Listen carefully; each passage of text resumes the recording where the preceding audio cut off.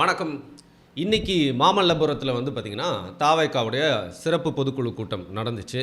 உங்கள் எல்லாருக்குமே தெரியும், நீங்களும் விஜய் ஸ்பீச் எல்லாம் வந்து பார்த்துருப்பீங்க. இதில் நடந்தது, எல்லோரும் பேசினது, முக்கியமான அம்சங்கள்லாம் பற்றி பேசுகிறதுக்கு முன்னாடி இன்றைக்கி அவரோட கார் வருது அந்த மாமல்லபுரத்துக்கு. அந்த கரூர் சம்பவத்தில் என்ன பண்ணாங்களோ கொஞ்சமும் குறையாமல் திரும்பியும் அதே பண்ணிகிட்ருக்காங்க. அந்த காரை ஈயமுச்சு ஓடுறாங்க அப்படியே. அங்கே பார்த்திங்கன்னா ஒரு மீடியாவோட காரும் இன்னொரு காரும் வந்து முட்டிக்கிச்சு. ஸோ இது வந்து பேசிக்காக நீங்கள் மாறணும், இதே மாதிரி கலாச்சாரத்தை தொடரக்கூடாது அப்படிங்கிறது வந்து உங்களுடைய தலைவருக்காகவோ தமிழக வெற்றி கழகத்தின் நல்ல ஒரு மாற்றத்துக்காகவும் உங்களோட முன்னேற்றத்துக்காகலாம் சொல்லுங்க. உங்களால் கேஆஸ் ஏற்படுது.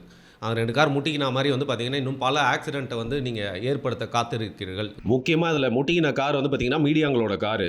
எத்தனை வாட்டி பட்டாலும் திருந்தவே மாட்டிங்கல்ல, பின்னாடியே ஃபாலோ பண்ணி போகிறது. விஜய் ட்ரோன் ஷாட்லாம் வச்சு காட்டுறானுங்க. கேட்டாங்களா? திருப்பி அந்த பாட்டை வேறு போட ஆரம்பிச்சிட்டாங்கப்பா. ஒரு 1.5 மாதம் அந்த பாட்டை கேட்காம நிம்மதியாக இருந்தோம் அப்படிங்கிற மாதிரி தான் இருந்துச்சு. அதையும் தாண்டி இந்த கோயம்புத்தூர் மாணவி வந்து எந்த நிலையில் இருந்தாங்க அப்படிங்கிறத திருப்பியும் அழுத்தி அசிங்கமே இல்லாமல் ஆபாசமாக சொல்லிட்டு இருந்தீங்களே, உங்களுக்கு நல்லா வேணும்டா. இதில் வந்து ஆதவ அர்ஜுனா ஸ்பீச்சில் ஒரு விஷயம் சொன்னார். அதையும் ஈக்குவேட் பண்ணி தான் சொல்லணும். ஃபர்ஸ்ட் ஆஃப் ஆல் எல்லாருமே வந்து பேசினாங்க. அருண்ராஜ் பேசினார், அதுக்கப்புறம் வந்து புஷி ஆனந்த் பேசினாங்க. இவங்க எல்லாருமே பேசினது எல்லாத்தையும் தாண்டி இந்த ஆதரவு அர்ஜுனா இருக்கார்ல, அவர் வந்து பார்த்திங்கன்னா நல்லா ட்ரெயின் ஆகிட்டீங்க சார். அதாவது தொடர்ந்து ஒரு ஃப்ரீ ஃப்ளோவாக வந்து பேசுனீங்க. திக்கிறதுலாம் கொஞ்சம் கம்மியாக இருந்தது. நீங்கள் நிறைய விஷயம் பேசுனீங்க, பஞ்சாப் பேசுனீங்க, டிஎம்கேவை போட்டு பொலன்னு பொழந்தீங்க. அதில் வந்து பார்த்திங்கன்னா ஸ்டாலின் அவர்களையும் அப்புறம் நெப்போ கிட்டு அப்படின்னு சொல்லிட்டு உதயநிதி அவர்களையும் வந்து சொல்லியிருந்தீங்க. ஸோ அரசியலில் உதயநிதி நெப்போ கிட்டு, அப்போது திரைப்படத்தில் வந்து பார்த்திங்கன்னா விஜய் நெப்போ கிட்டு அப்படிங்கிற ஒரு ஃபார்முலாவில் சொல்லியிருக்காருல, ஒரு கான்செப்டில் புரியுது. அவர் நிறைய விஷயங்கள் நல்லா பேசுனீங்க, பஞ்சாக அடித்து விட்டீங்க. அதில் முக்கியமாக உங்களை பாராட்டியே ஆகணும். 10 வருஷம் திமுகவுக்காக வேலை செஞ்சேன் நான், பாவம் பண்ணிட்டேன், அந்த பாவத்துக்காக மன்னிப்பு கேட்குறேன்னு சொன்னீங்க. ஸோ பாவம் பண்ணிட்டேன் அப்படின்னு சொல்லிட்டு வந்து ஒத்துக்கிட்டீங்களே எல்லார் முன்னாடியும். அந்த விதத்தில் உங்களை வந்து பாராட்டலாம். ஆனால் எந்த விதத்தில் வந்து பாராட்ட முடியாது அப்படின்னு கேட்டிங்கன்னா, நிறைய விஷயம் சொல்லிகிட்டே இருக்கும்போது உங்களோட ஸ்ட்ரென்த்தே உங்களோட வீக்னஸ் அப்படிங்கிறது கரூர் சம்பவத்தில் வந்து புரிஞ்சிடுச்சு. கரூர் சம்பவம் மட்டும் இல்லாமல் சனிக்கிழமை போகிறப்போ வந்து உங்களுடைய தொண்டர்களோ இல்லை ரசிகர்களோ அவங்க பிஹேவ் பண்ணக்கூடிய விஷயம் அப்படிங்கிறது வந்து பார்த்திங்கன்னா உங்களோட ஸ்ட்ரென்த் அந்த கும்பல் தான் உங்களுக்கு வந்து மைனஸாக வீக்னஸாகவும் மாறப்போகுது. ஒரு பப்ளிக் நியூசன்ஸாக மட்டும் இல்லாமல் பார்த்திங்கன்னா நிறைய விஷயங்களில் வந்து தாவேக்கா அப்படிங்கிற கட்சிக்கு கெட்ட பேர் வாங்கி கொடுக்க போகுது அப்படிங்கிறத இன்னும் உணரலை அப்படின்னு தான் நினைக்கிறேன். ஏன்னா நிறைய விஷயங்கள் பேசிகிட்டே இருக்காரு. அதனோட என்ன சொல்கிறாரு, வேலூரில் வந்து பார்த்திங்கன்னா வாக்கிங் போனார் உங்கள் ஆள், எத்தனை பேர் வந்து பார்த்தாங்க. ஆனால் எங்கள் தலைவர் மட்டும் வேலூரில் வாக்கிங் போனார்னா வேலூரே அதிர்ந்துடும் அப்படின்னு சொல்லிட்டு. அதுதாங்க பிரச்சனை. இப்போ வந்து ஸ்டாலினோ உதயநிதியோ இல்லை எந்த அரசியல் கட்சி தலைவரோ, இப்போ சீமானவர்களாக கூட இருக்கட்டும், அவங்கள வாக்கிங் போகிறாங்கன்னா அவங்கக்கிட்ட வந்து மக்கள்கிட்ட வர்றதுக்கும், ஒரு திரைப்பட நடிகர் ஒரு நட்சத்திரம் வந்து பார்த்தாங்கன்னா அப்படியே முச்சிக்கிற மாதிரி போய்ட்டு நம்ம ஊரில் எல்லாருமே ஃபோட்டோ எடுத்துக்க அவங்களை கடிச்சு சாப்பிட்ருவாங்க. அது எந்த நடிகராக இருந்தாலும் சரி, விஜய், அஜித், தனுஷ், சிம்பு, பிரதீப் ரங்கநாதன் வந்தால் கூட அவரை வந்து நாளாக உடச்சி வாய்க்குள்ளே போட்டுக்கிறதுக்கு ரெடியாக இருப்பாங்க மக்கள். ஏன்னா மக்களுக்காக வந்து அரசியல் பண்ணுற நல்லதோ கெட்டதோ, அவன் அரசியல்வாதினா அவங்க மேலே இருக்கிற ஒரு ஈர்ப்பையும் அன்பையும் வெறியும் தாண்டி வந்து பார்த்திங்கன்னா திரைப்பட நட்சத்திரங்கள் மேலே இன்றைக்கி வந்து ஈர்ப்பு, அவங்களோட உயிரே வந்து துச்சமாக வச்சு போய் அவங்க கிட்ட எப்படியா போயிடணும் அப்படிங்கிற வெறி தான். அதனால தான் உங்கள் தலைவர் வந்து வேலூரில் போனார்னா வேலூர் அதிரும். அதுதான் இங்கே பிரச்சனையே. நீங்கள் இன்னும் புரிஞ்சிக்கவே இல்லை. இந்த ரசிக மனப்பான்மை, ரசிக வெறி அப்படியே தொடர்ந்துகிட்டே இருந்துச்சுன்னா உங்களுடைய தொண்டர்கள் வந்து அரசியல் மயப்பாடு போவது இல்லை. அது உங்கள் கட்சிக்கு வந்து பிரச்சனையாக இருந்துட்டு போட்டுங்க, எங்களுக்கு பிரச்சனையே இல்லை. ஆனால் பப்ளிக் நியூசன்ஸ் அப்படிங்கிறது வந்து தொடர்ந்து நடக்கும் போல இருக்குது. இன்றைக்கி இந்த சாட்டர்டே போயிட்டு இருந்தாங்களே, அதே மாதிரி திருப்பியும் வந்து பார்த்திங்கன்னா கவர்மெண்ட் வந்து உங்களுக்கு பெர்மிஷன் கொடுத்து அதுக்கப்புறம் நீங்கள் திரும்பியும் போனீங்க அப்படின்னா கூட வந்து க்ரௌட் கண்ட்ரோல், அதாவது உங்களோட க்ரௌடோட பிஹேவியரை கண்ட்ரோல் பண்ணுறது அப்படிங்கிறது என்றைக்குமே உங்கள் கட்சிக்கு ஒரு பெரிய பிரச்சனையாக இருக்க போகுது. அதை வந்து நீங்கள் இன்னும் உணராமல் அதில் மாஸ்க் காட்டிட்டு பேசிட்டு இருந்தீங்க. ஸோ அது வந்து கொஞ்சம் சின்ன பிள்ளைத்தனமாக இருந்தது. அப்புறம் ஆதவ அர்ஜுனா இன்னொரு காமெடியும் பண்ணார். எங்கள் தலைவர் கருப்பு சிவப்பு சைக்கிள் ஓட்டினதுனால தான் வந்து திமுக ஜெயிச்சுது அப்படிங்கிற உண்மையை வந்து இங்கே வெளிப்படுத்திட்டார். அப்போ நிறைய பேர் டீகோட்லாம் பண்ணாங்க, பைத்தியக்காரன்னு நினச்சோம். பார்த்தா உண்மை தான் போல இருக்குங்க. பட் எல்லாரும் பேசுனதோட அதிக நேரம் வந்து பார்த்திங்கன்னா நீங்கள் பேசுனீங்க, நிறைய விஷயங்கள் பேசுனீங்க. ஸோ ப்ராமினெண்ட்டான ஸ்பீச் அப்படிங்கிறது எனக்கு இன்றைக்கி பார்த்த இந்த சிறப்பு பொதுக்குழு கூட்டத்தில் உங்களது தாங்க. ஏன் அப்படின்னு கேட்டிங்கன்னா, அண்ணன் ராஜ்மோகனோட ஒரு நிமிஷம் 2 நிமிஷம் எக்ஸ்ட்ரா தான் வந்து பார்த்திங்கன்னா விஜய் வந்து பேசியிருப்பார். இந்த வால்யூம் ஆஃப் த ஸ்பீச், அதாவது நிறைய பேசணும், நிறைய நேரம் பேசணும், உங்கள் ஸ்பீச்சை தாங்க நாங்கள் பார்க்க வந்தோம் அப்படிங்கிற மாதிரிலாம் சொல்லுங்க.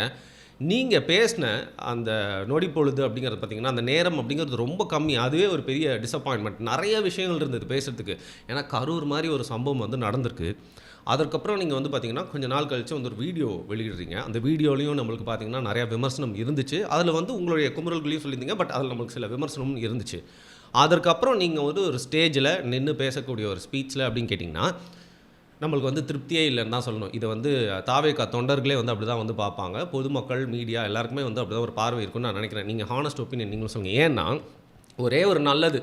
நீங்க உச்ச நீதிமன்றத்தில சொல்லக்கூடிய நெறைய விஷயங்கள வந்து குறிப்பு காட்டி வந்து பேசி, முதல்வர் அவர்கள்கிட்ட சில கேள்விகள்லாம் கேட்டிருந்தீங்க. அதெல்லாம் வந்து பார்த்தீங்கன்னா, ஓகே. By the book. நீங்க வந்து கரெக்ட்டா சில கேள்விகள்லாம் கிடுக்குப்பிடியா வந்து உச்சநீதிமன்றத்தோட வார்த்தைகள் வச்சே கேட்டது அப்படிங்கிறது. அதை தாண்டி உங்களுடைய ஸ்பீச்ல வந்து பார்த்தீங்கன்னா, ஒரு டெப்த்தும் இல்ல. இவ்ளோ பெரிய விஷயம் வந்து நடந்திருக்கு.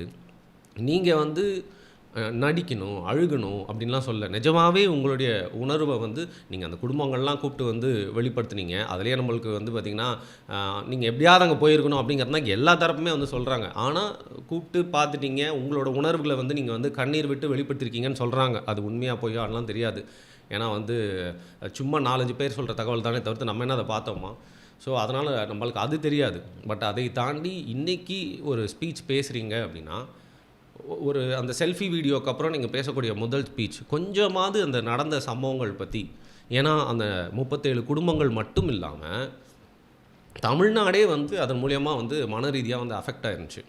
உங்களுக்கு எப்படி வந்து உங்களுடைய சொந்தங்களா நெனச்சு நீங்க வந்து வருத்தப்படுறீங்களோ, கஷ்டப்படுறீங்களோ, அதே மாரி தான் தமிழ்நாட்ல இருக்க பெரும்பாலானோர் அங்க நடந்த அந்த துர்ச்சம்பவம் அவன் எல்லா கட்சியை சேர்ந்தவனா இருக்கலாம். அவனுக்கு ரொம்ப கஷ்டமா இருந்துச்சு. எல்லாருமே வந்து பார்த்தீங்கன்னா, ஃபீல் பண்ணாங்க அதற்காக. ஸோ எல்லாருமே பார்த்துட்டு இருக்காங்க இந்த ஸ்பீச். அதற்கப்புறம் நீங்க பேசக்கூடிய முதல் ஸ்பீச் அப்படின்னா, நீங்க அத பத்தி கொஞ்சம் இன்னும் வந்து பேசியிருக்கலாம். ஏன்னா, நீங்க முதல்வர அட்ரஸ் பண்றீங்க. ஏன்னா, அதில முக்கியமான விஷயம் இதில என்னன்னு பார்த்தீங்கன்னா வந்து, இப்போ அவர் சொன்னத வச்சு கேட்டா கூட்டணி இல்லை.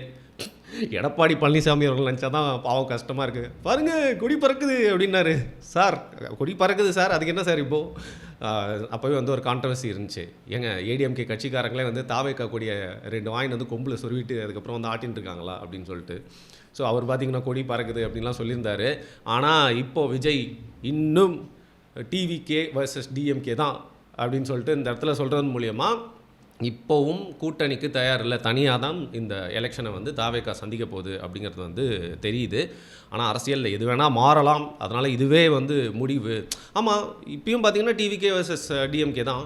அதற்காக தான் வந்து பார்த்தீங்கன்னா இந்த கூட்டணியை வந்து நாங்க வலுப்படுத்த வந்திருக்கோம் அப்படின்னு சொல்லிட்டாருன்னா, அரசியல் என்ன வேணா நடக்கலாம். பட் இப்போ வந்து அவர் சொன்னத வச்சு பார்க்குறப்போ வந்து இது டிவிகே தனியா தான் நிக்க போகுது அப்படிங்கிறது தெரியுது.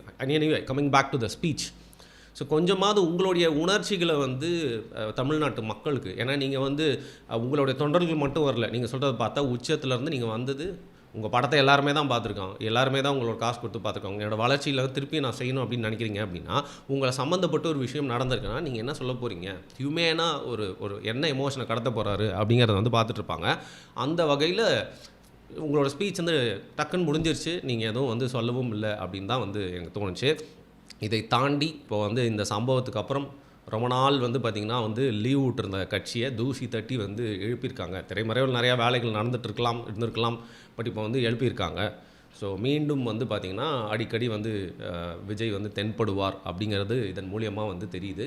இன்றைக்கி நீங்கள் இந்த ஸ்பீச்சை மட்டும் இல்லாமல் உங்களோட கட்சியை சேர்ந்தவர்கள் நிறைய கருத்துக்கள் சொல்லியிருக்கீங்க. ஸோ மற்ற தரப்பினர் எதிர்க்கட்சியை சேர்ந்தவங்க உங்களை வந்து தொடர்ந்து எதிர்ப்பு அரசியல் செஞ்சிட்ருக்கவங்க இன்றைக்கி நீங்கள் பேசுகிறத வச்சு என்னென்னலாம் பேச போகிறாங்க அப்படிங்கிறத பொறுத்திருந்து பார்க்கலாம்.